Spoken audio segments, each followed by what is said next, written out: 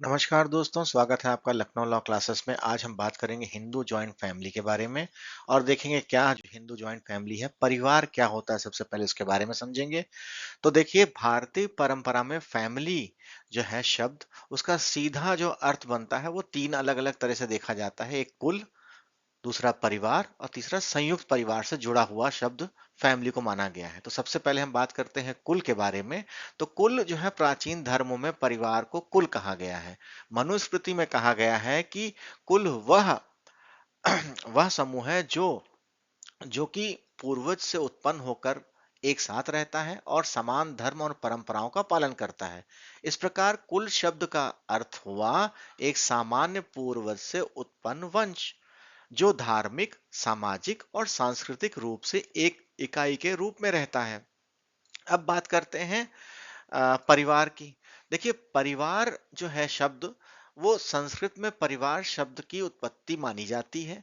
परिवार का मतलब परि प्लस वर्ण, अर्थात कहने का मतलब परि का मतलब हुआ कि चारों ओर से, और वर्ण यानी साथ रहना या एक साथ घेर करके रहना। ठीक है, तो साथ रहना वर्ण हुआ। ठीक है, तो अर्थात अब मतलब ये है कि जो लोग किसी व्यक्ति के चारों ओर रहते हैं और उससे जुड़े रहते हैं, उसे परिवार कहा गया। अब बात आती है संयुक्त परिवार के सिद्धांत के बारे में। तो जो धर्मशास्त्र हैं उसमें परिवार का जो आधार माना गया है वो तीन तरह से देखा गया है। एक है सपिंड सदस्य यानी सपिंड, दूसरा सगोत्र और तीसरा कॉमन एंसेस्टर यानी सामान्य पूर्वज। सामान्य पूर्वज, इसे एक ही पूर्वज हो जिनके। इसलिए प्राचीन हिंदू समाज में परिवार केवल पति पत्नी बच्चों तक सीमित नहीं था, बल्कि कई पीढ़ियों के समूह को माना जाता था कि वो परिवार है। अब बात आती है जॉइंट हिंदू फैमिली जो है, उसमें अगर परिवार को आप समझे तो कानूनी भाषा में आप कैसे समझेंगे? तो उसके हिसाब से जो आज के मॉडर्न जमाने में उसमें कहा गया, जो सामान्य पुरुष कॉमन एंसेस्टर की बात करी जाती है। तो हिंदू जॉइंट फैमिली बनने के लिए सभी सदस्यों का एक कॉमन मेल एंसेस्टर लीनियली डिसेंडेंट होना चाहिए। इसका मतलब है कि परिवार के सदस्य किसी एक ही पूर्वज से जुड़े हों। दूसरा पार्ट आता है सपेंड रिलेशन का, यानी रक्त संबंध का। ठीक, ज्वाइंट हिंदू फैमिली का मुख्य आधार सपेंड रिलेशन यानी पारिवारिक संबंध भी है, न केवल संपत्ति का संबंध ही होता है इसमें। इसलिए जो प्रॉपर्टी का, इसलिए कभी कभी कहा जाता है कि प्रॉपर्टी का होना आवश्यक नहीं है। ये सिर्फ अगर आप रक्त संबंधी हैं तो उससे भी आपकी परिवार परिवार जो शब्द है वो बनता है और संयुक्त परिवार बनता है। ठीक है, हिंदू कानून के अनुसार परिवार उन व्यक्तियों का समूह है जो एक सामान्य पूर्वज से उत्पन्न होते हैं, जिसमें उसकी पत्नी, पुत्र, पुत्रियां व अन्य वंशज शामिल होते हैं। तो इस तरह से कहा गया है। इसके अलावा एक केस है गुरु नारायण दास वर्सेस गुरु टहलदास, इस AIR 1952 SC, उसमें सुप्रीम कोर्ट ने कहा कि जॉइंट हिंदू फैमिली का अस्तित्व सिर्फ प्रॉपर्टी पे डिपेंड नहीं करता है, बल्कि पारिवारिक परिवार के संबंध पे आधारित होता है। ठीक, अब इसमें कई और शब्द भी आपने देखने को मिले होंगे। ज्वाइंट फैमिली, तो ये जो ज्वाइंटनेस है, संयुक्तता है, उसको भी कोर्ट ने डिसाइड किया है कि कभी एक अकेला व्यक्ति ज्वाइंट हिंदू फैमिली नहीं बना सकता। इसके ऊपर एक केस हुआ था, ग्वाली versus commissioner of income tax 1966 supreme court. उसमें सुप्रीम कोर्ट ने कहा कि जॉइंट हिंदू फैमिली में एक मेल मेंबर और अन्य फीमेल मेंबर के साथ भी जॉइंट हिंदू फैमिली एग्जिस्ट कर सकती है। यानी अगर अकेला कोई आदमी बचा है तो नहीं जॉइंट फैमिली मानी जाएगी, मगर मान लीजिए आपके पिता हैं, माता हैं, आप अकेले पुत्र हैं और आपकी पत्नी है, आपकी एक बेटी है, और आपके पिता का देहांत हो जाता है, स्वर्गवास हो जाता है, तो आप अकेले मेल बचते हैं, तो आप भी ज्वाइंट फैमिली का हिस्सा माने जाओगे। ठीक है, अब हम बात करते हैं नेक्स्ट कि ज्वाइंट हिंदू फैमिली की जो परिभाषा है वो कैसे दी गई है, क्या है, कैसे समझा जाए इसको। तो सबसे पहले हम बात करते हैं बॉम्बे हाई कोर्ट के अनुसार ज्वाइंट हिंदू फैमिली उन सभी व्यक्तियों के समूह को एक सामान्य पूर्वज से यानी कॉमन एंसेस्टर से लीनियली डिसेंडेंट होते हैं, और इससे और इसमें उनकी पत्नी, अविवाहित बेटियां भी शामिल होती हैं। अगर इसको और महत्वपूर्ण तरीके से समझना चाहें तो इसमें तीन बातों का ध्यान दिया गया है। सबसे पहले कॉमन एंसेस्टर का, यानी ज्वाइंट हिंदू फैमिली की शुरुआत एक सामान्य पूर्वज से होगी, एक एक ही पूर्वज से उत्पन्न हुए हो। दूसरा है लीनियर डिसेंडेंट, यानी यानी जो वो पूर्वज है उस पूर्वज से उत्पन्न सभी वंश जैसे पुत्र, पौत्र, परपौत्र, इन सब को कहा जाएगा कि वो एक जॉइंट हिंदू फैमिली का स्ट्रक्चर है। इसी तरह से फीमेल मेंबर जैसे कि कुछ महिलाओं को भी जॉइंट हिंदू फैमिली में बॉम्बे हाई कोर्ट के अनुसार रखा गया, जैसे पत्नी, विधवा या अविवाहित बेटियां भी रखी गई। तो ये एक डेफिनेशन हुई। ठीक है, इसके बाद दूसरी डेफिनेशन है आपकी। दूसरी डेफिनेशन से पहले मैं एक शब्द और समझाना चाहता हूं, ज्वाइंटनेस, संयुक्तता, जो इस परिवार की एक मुख्य विशेषता है। इसका अर्थ आप समझ लीजिए कि जो ज्वाइंटनेस है यानी संयुक्तता है उसको तीन स्तर पे देखा गया है। पहला स्तर रखा गया संपत्ति, दूसरा भोजन और तीसरा पूजा का स्थान।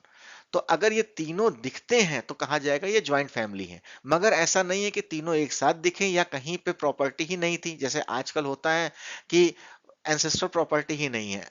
पुराने एंसेस्टर्स ने अपनी सारी प्रॉपर्टी बेच दी, या मान लीजिए रोड बन रही थी, उनकी पूरी प्रॉपर्टी चली गई, सरकार ने ले ली। अब जो नए लोग हैं उनके लिए वो प्रॉपर्टी नहीं दिख रही, मगर हो सकता है उनका नया घर हो, उनके उनका एक पूजा स्थान हो। मगर जरूरी नहीं है कि वो हो तभी माना जाएगा ज्वाइंट फैमिली, नहीं होने से भी, रक्त संबंध होने से भी वो ज्वाइंट फैमिली मानी जाएगी। ठीक, तो इस तरह से आप इसको समझिए। अब हम बात करते हैं जॉइंटनेस हम समझ चुके हैं। अब हम बात करते हैं इरावती क्या कहती हैं। श्रीमती ईरा कार्वे के अनुसार ज्वाइंट फैमिली उन लोगों का समूह है जो सामान्यतः एक ही घर में रहते हैं, एक ही रसोई में भोजन करते हैं, संपत्ति को साझा रूप से रखते हैं और सामूहिक पूजा करते हैं तथा आपस में रिश्तेदारी से जुड़े हुए हैं। इसको अगर आप समझे तो इसको चार तरह से समझिए। चार इसके मेन फैक्टर हैं इरावती कार्वे के हिसाब से, कि कॉमन रेसिडेंस, एक ही घर में रहना, कॉमन किचन, एक ही रसोई में उनका भोजन का पकना या भोजन करना या एक साथ भोजन बनाना। इसके अलावा कॉमन प्रॉपर्टी, संपत्ति का संयुक्त स्वामित्व रखना, ये प्रॉपर्टी हमारे पूर्वज के नाम है और उन्हीं के जो डिसेंडेंट है वो उसके मालिक होंगे। इसके अलावा कॉमन वर्शिप, एक साथ धार्मिक अनुष्ठान करना। लेकिन इसमें ध्यान रखिएगा कि ये एक सामाजिक विशेषताएं हैं, यानी ये जो डेफिनेशन है इरावती कार्वे की, ये सोशल डेफिनेशन है।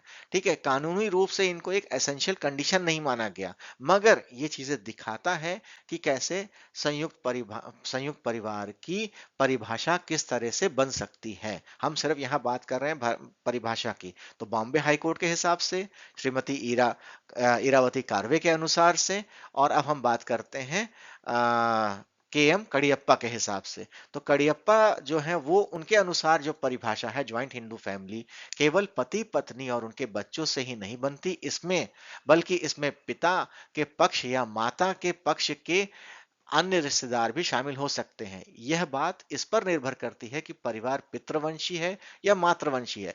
कहने का मतलब यह है कि यहाँ वो बात कर रहे हैं कि मिताक्षरा से गवर्न हो रहा है या दायां भाग से गवर्न हो रहा है।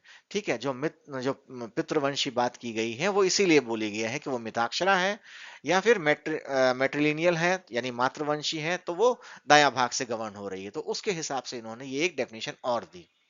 ठीक, अब इसके बाद हम आगे देखते हैं, एक और डेफिनेशन है हेनरी मेन की। हेनरी मेन के अनुसार जॉइंट हिंदू फैमिली उन व्यक्तियों का समूह है जो किसी ज्ञात पूर्वज से उत्पन्न होते हैं, जिसमें दत्तक पुत्र यानी एडॉप्टेड सन और उनसे विवाह के माध्यम से जुड़े हुए रिश्तेदार भी शामिल होते हैं। ठीक, तो ये बात करी गई है हेनरी मेन के हिसाब से। अब बात यहाँ पे इन्होंने भी तीन चीजें स्पेशली डिफाइन करी हैं कि एक नोन एंसेस्टर होना चाहिए, कॉमन एंसेस्टर होना चाहिए। यहाँ पे इन्होंने एडॉप्शन के बारे में बताया और यहाँ पे मैरिज रिलेशन के बारे में बताया। यानी परिवार में विवाह के माध्यम से जुड़े सदस्य शामिल होते हैं, जैसे पत्नी, बहू या अन्य विवाह संबंधी सदस्य। ठीक है, तो ये जो परिवार की डेफिनेशन है, ये चार डेफिनेशन, पहले तो बॉम्बे कोर्ट की, फिर इरावती कार्वे, फिर उसके बाद कड़ियप्पा, फिर उसके हेनरी मैन के हिसाब से, ये चार डेफिनेशन आप एग्जाम में कोट कर सकते हैं। अब हम बात करते हैं संयुक्त परिवार की विशेषताएं क्या हैं। तो सबसे पहली विशेषता है जो आप एग्जाम में लिखें या समझें, आप इसको समझ लीजिए क्या है। तो सबसे पहली विशेषता है कॉमन रेसिडेंस, सामान्य निवास। संयुक्त परिवार की एक महत्वपूर्ण विशेषता है, यह परिवार के सदस्यों को समानता एक ही घर या एक ही स्थान में एक ही स्थान पर साथ रहते हैं। इससे परिवार में एकता और सहयोग की भावना बनी रहती है। हालांकि केवल एक ही स्थान पर रहना रहना ही संयुक्त परिवार का एकमात्र आधार नहीं है। ठीक है, दूसरा आता है आपका कॉमन किचन, जो आप अक्सर अक्सर ये सोशियोलॉजिकल डेफिनेशन के हिसाब से अगर देखें या विशेषताएं देखें, तो कॉमन किचन का मतलब है कि एक ही रसोई होती है जहां सभी सदस्य एक ही स्थान पर बने भोजन को ग्रहण करते हैं या एक साथ भोजन पकाते हैं, है ना। इससे संयुक्त परिवार की पारंपरिक पहचान माना जाता है, पारंपरिक पहचान बनती भी है। परंतु केवल एक ही घर में रहना पर्याप्त नहीं है, भोजन की व्यवस्था सामान्यता भी हो सकती है। ऐसा भी कई जगह देखा गया है, एक ही बड़ा घर है मगर अलग अलग भी कर रहे हैं। तो ये 100% श्योर नहीं है, मगर ये विशेषताएं हैं, उस पर ध्यान रखिएगा। इसके बाद आती है कॉमन प्रॉपर्टी।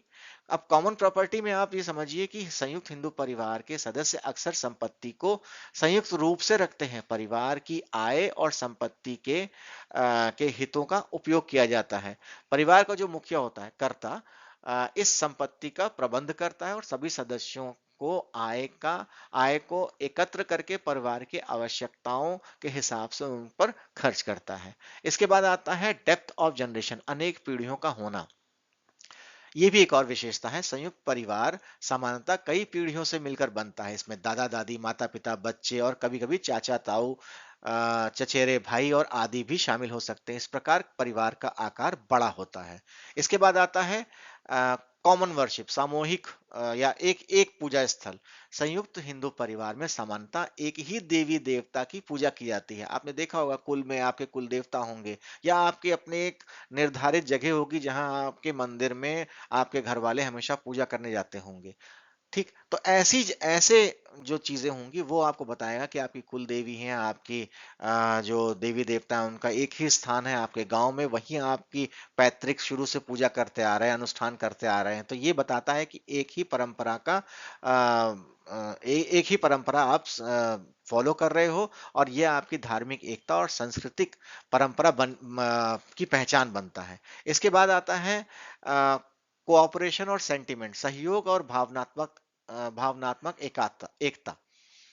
संयुक्त परिवार के सदस्य आपसी सहयोग और भावनात्मक संबंधों से जुड़े होते हैं। ये एक दूसरे की सहायता करते हैं, परिवार के कार्यों और सामाजिक अवसरों में मिलकर भाग लेते हैं, परिवार की परंपराओं का पालन करते हैं। इसके अलावा आपने कभी कभी सुना होगा कि जो रिचुअल बॉन्ड्स हैं, जैसे धार्मिक और सांस्कृतिक बंधन, जैसे कि आपके यहाँ कोई अगर पूर्वज खत्म हो गया और आपके यहाँ कोई श्राद्ध के लिए जा रहा है या पिंडदान के लिए जा रहा है, तो कोई कोई पारिवारिक अनुष्ठान जब होता है तो ये भी बताता है कि ये भी एक विशेषता है कि जो संस्कार है वो पारिवारिक संस्कार है, उसमें वरिष्ठ सदस्य, पिंडदान, अनुष्ठान, वो सब उसके ही हिसाब से कराया जाता है। अब बात करते हैं अथॉरिटी ऑफ कर्ता की।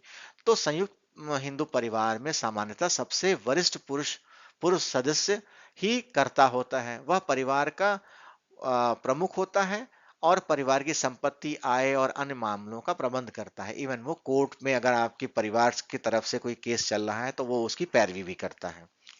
ठीक, इसके बाद आता है आपका आपसी दायित्व, म्यूचुअल ऑब्लिगेशन। संयुक्त संयुक्त परिवार के सदस्य एक दूसरे के प्रति जिम्मेदार होते हैं। वो वे सुख दुख में साथ होते हैं और जीवन के महत्वपूर्ण अवसरों पे, जैसे जन्म, विवाह, मुंडन या और भी संस्कार, जो 16 संस्कार बताए गए हैं, वो उसमें वो सब हमेशा एक साथ होते हैं। इसके बाद आता है परिवार केंद्रित संगठन, है ना। तो इसका क्या मतलब है? यहाँ पर जो संयुक्त हिंदू परिवार में परिवार के हित को व्यक्तिगत हित हित के हिसाब से देखा जाता है, उसकी मान्यता उस तरह दी जाती है। परिवार की भलाई को सर्वोपरि माना गया है और सभी सदस्य उसके ही अनुसार निर्णय लेते हैं। इसके बाद आता है पितृ संबंध का महत्व। ये भी एक और विशेषता है। संयुक्त परिवार में पिता पुत्र और भाई भाई के संबंधों को अधिक महत्व दिया जाता है। पति पत्नी के संबंध की तुलना में पारिवारिक वंश संबंध अधिक महत्वपूर्ण माने जाते हैं। ये भी एक फीचर है संयुक्त हिंदू परिवार का। इसके अलावा आपने अक्सर देखा होगा जो अरेंज मैरिज है, अब तो खैर लव मैरिज भी प्रेफर करने लग गए हैं लोग संयुक्त परिवार में, मगर परंपरा के हिसाब से अगर देखें तो जो जो घर का मुखिया है करता है वह विवाह के संबंध तय करता है, और उसकी जो भूमिका है वो बहुत महत्वपूर्ण होती है। वह केवल विवाह को व्यक्तिगत निर्णय नहीं बल्कि परिवार का निर्णय मान करके किया जाता है। तो आजकल परिवार भी अरेंज मैरिज के साथ साथ लव मैरिज को भी प्रेफर करने लगे हैं, मगर वो डिपेंड करता है परिवार एग्री है कि नहीं। इसके बाद आपका पॉइंट आता है सेल्फ सफिशिएंसी का। ये भी एक बहुत इंपॉर्टेंट पॉइंट है, विशेषता है। प्राचीन समय में संयुक्त परिवार आर्थिक और सामाजिक रूप से आत्मनिर्भर होते थे। परिवार के सदस्य मिलकर खेती, व्यापार, अन्य कार्य करते थे और अपनी आवश्यकताओं को स्वयं पूरा कर लेते थे। तो अब आप ये विशेषताओं से ये निष्कर्ष निकाल सकते हैं कि संयुक्त हिंदू परिवार एक ऐसी सामाजिक संस्था है जिसमें सामूहिक जीवन, सहयोग, संपत्ति सुख, संयुक्त संपत्ति, धार्मिक परंपराएं, पारिवारिक एकता एक प्रमुख विशेषता है, और यह भारतीय समाज की एक महत्वपूर्ण पारिवारिक व्यवस्था मानी गई है, और यह परिवार की नींव की तरह देखा जाता है। अब हम बात करते हैं संयुक्त हिंदू परिवार के जो फंक्शंस हैं, वो कार्य क्या करते हैं। तो सबसे पहला फंक्शन जो होता है वो इकोनॉमिक, आर्थिक कार्य। हिंदू जो संयुक्त परिवार है उसके सदस्य अपने परिवार के लिए भोजन, वस्त्र, आवास की व्यवस्था करते हैं। परिवार के सभी सदस्य मिलकर कार्य करते हैं जिसमें श्रम धन की बचत होती है। श्रम धन की बचत कैसे? ज्यादा लोग मिलकर के एक ही काम को कर गए तो आपका ज्यादा पैसा बच जाएगा, बाहर के लोगों को इन्वॉल्व नहीं करना पड़ेगा। जैसे अगर आपने कृषि में विभाजन कर दिया तो आपकी जो कृषि का जो उत्पादन है वो घट जाएगा। अगर आप संयुक्त रूप से करते हैं तो आपकी जो प्रोग्रेस है वो बड़ी मिलेगी और श्रम भी कम लगेगा। इसके बाद आपका है प्रोटेक्टिव फंक्शन, सुरक्षात्मक कार्य। संयुक्त परिवार अपने सदस्यों को सुरक्षा प्रदान करते हैं, जैसे बीमारी या लोग अगर घर में आपके वृद्ध हैं या असहाय हैं तो उनकी देखभाल भी हो जाती है। मान लीजिए आपके घर में कोई बच्चा होने वाला है, किसी को प्रेगनेंसी चल रही है तो उसकी देखभाल हो जाएगी, बच्चे को तेल मालिश सब हो जाएगा। तो ऐसी, और वृद्ध है तो उनका इलाज कराना, उनके लिए बीमारी में सहयोग करना, तो वो एक तरह से देखा जाए तो एक सामाजिक सुरक्षा तंत्र है, यानी सोशल इंश्योरेंस माना जाता है सामाजिक जॉइंट हिंदू फैमिली को। ठीक। इसके अलावा जो जो आपके सोशल वैल्यूज हैं उसको वो सहयोग करता है। ठीक है, जैसे प्रेम, सहयोग, सहानुभूति, ये सब आपकी परंपराओं से जुड़ा होता है और वो आपके बच्चों के लिए एक मार्गदर्शक बनते हैं। जो बड़े बुजुर्ग हैं वो आपके दिशा निर्देश देते हैं कि कैसे अनुशासन होना चाहिए, कैसे सामाजिक मूल्यों पर चलना चाहिए और कैसे आपके परिवार का विकास होना चाहिए। इसके अलावा आपके पास है जो मैंने भी बता दिया सामाजिक गुण के बारे में। इसके बाद आपके पास है सोशलिज्म। सोशली यहाँ पे सामूहिक और समाजवाद का सिद्धांत के बारे में बात करी जाती है कि सबकी क्षमता के अनुसार काम और आवश्यकता के अनुसार उसका उपयोग किया जा सके। तो मान लीजिए कोई पढ़ा लिखा है घर में, तो वो जो है जितने भी बाहर के काम होंगे उसको वो देख सकता है ना। बिजनेस हो, व्यापार हो, वो सब देख सकता है। अब कोई थोड़ा कम पढ़ा लिखा है मगर वो उसकी स्किल इस तरह से है कि वो खेती को बड़ा अच्छा कर सकता है तो वो खेती पे ध्यान देगा। कोई और है जो पुलिस में है तो वो आपकी प्रोटेक्शन दे सकेगा आपके ही परिवार में। तो इस तरह से वो जो सोशलिज्म है यानी सामूहिकता है समाज के, अपने ही परिवार के लिए अपने ही परिवार में जो सामाजिकता है वो बढ़ा सकता है। ठीक। अब इसी पे ही जो सोशलिज्म पे सर हेनरी मैन भी ने भी कहा है कि संयुक्त हिंदू परिवार एक ऐसी संस्था है जहां पिता एक ट्रस्टी की तरह काम करता है। ठीक है, ये उनकी बात की गई है। इसके अलावा आपका कार्य का विभाजन, जैसे मैंने पहले भी कहा कि संयुक्त परिवार में कार्य को विभाजित कर दिया जाता है। जिसकी जितनी क्षमता होती है वो अपनी क्षमता के हिसाब से वो कार्य को कर पाता है। कृषि के कार्य करने के लिए कोई आदमी लगा हुआ है, गाय बैलों के लिए कोई लगा हुआ है, कोई बाहर में प्रॉपर्टी खरीदने के लिए अलग आदमी बैठा हुआ है। ठीक है, कोई घर के शादी ब्याह करने के लिए अलग बैठा हुआ है। तो सबकी अपनी अपनी रिस्पॉन्सिबिलिटीज हैं, वो अपने हिसाब से फिर घर के मिल करके काम कर लेते हैं। अब आता है कि सामाजिक नियंत्रण और का माध्यम क्या रहता है। तो संयुक्त परिवार में सामाजिक नियंत्रण का महत्वपूर्ण साधन माना गया है और परिवार के सदस्य परंपराओं और नियमों का पालन करते हैं। बड़े बुजुर्ग परिवार के आचरण और व्यवहार को नियंत्रित करते हैं। तो ये बात हो गई आपकी फंक्शंस की। अब बात करते हैं ट्रेडिशनल और मॉडर्न की। थोड़ी वीडियो लंबी है, 25 मिनट तक हो सकता है हो जाए। तो जॉइंट हिंदू फैमिली में जो एक सिस्टम है, जॉइंट हिंदू फैमिली सिस्टम, वो क्या बताना चाहता है कि यहाँ पर एक कॉमन एंसेस्टर है, उनके पुत्र, परपौत्र, उनकी पत्नियां और उनकी अविवाहित बेटियां जो हैं वो एक joint Hindu family system create करती हैं। ये सब मिलकर के एक परिवार बनाते हैं। ठीक। और कई बार ये साथ रहते हैं, संपत्ति साझा करते हैं, धार्मिक कार्य में साथ काम करते हैं, और इसी को ही ज्वाइंट हिंदू फैमिली कहा गया है। अब बात आती है पहले ज्वाइंट फैमिली कैसे होती थी। तो यहाँ हम बात कर रहे हैं ट्रेडिशनल और मॉडर्न। तो सबसे पहले आप जो ट्रेडिशनल पुराने समय में जो ज्वाइंट हिंदू फैमिली का स्ट्रक्चर था वो कुछ इस तरह था कि सबसे बड़ा जो घर में पुरुष होगा वो करता होगा और उसके कुछ अधिकार होंगे। ठीक है, वो परिवार की संपत्ति का प्रबंध करेगा, आर्थिक निर्णय लेगा, विवाह का निर्णय लेगा, धार्मिक कार्यों का संचालन करेगा, और सभी सदस्यों को उसकी अथॉरिटी, उसका जो कार्य है वो मानना पड़ेगा। परिवार की संपत्ति जो है, पैतृक संपत्ति है, उसका रख रखाव उसके हाथ में रहेगा। ठीक है, और सभी को जन्म से अधिकार प्राप्त होगा। तो ये सारी जो चीजें व्यवस्थाएं थी ये ट्रेडिशनल सिस्टम में थी। इसके बाद अब हुआ क्या कि मॉडर्न फैमिली सिस्टम आने लगा। अब मॉडर्न फैमिली जो आज के हिसाब से चल रहा है उसमें भी तीन प्रकार से देखा गया है। ये बहुत अलग है, ये आपको किताब में नहीं मिलेगा, मगर मैं ये अलग से समझाना चाहता हूँ आपको कि ट्रेडिशनल जॉइंट हिंदू फैमिली में होता यह था कि एक ही घर में लोग रहते थे, एक ही रसोई यूज करते थे, संयुक्त संपत्ति होती थी उनकी। यह अभी भी ग्रामीण क्षेत्रों में अधिकतर मिलता है। ठीक है, मगर अब धीरे धीरे मॉडिफाइड जॉइंट फैमिली आ गई है। यहाँ पे सदस्य अलग अलग शहरों में रहते हैं लेकिन आर्थिक सहयोग करते हैं, बड़े फैसले घर में एक साथ लेते हैं, और त्योहार घर में ही जाके मनाते हैं, अपने गांव में जाके मनाते हैं। ठीक है, तो ऐसा हुआ ये मॉडर्न। और अब इसके अलावा धीरे धीरे और भी चीजें बढ़ी, और उसके हिसाब से चीजें बदलने लगी, जैसे फंक्शनल ज्वाइंट फैमिली आ गई। ठीक है, अब यहाँ पे सदस्य अलग रहते हैं, अलग इनकम रखते हैं, कमाते हैं, लेकिन परिवार के जो बड़े खर्चे होते हैं उसको एक साथ करते हैं, और उनका जो भावनात्मक सपोर्ट है वो अपने परिवार को देते रहते हैं।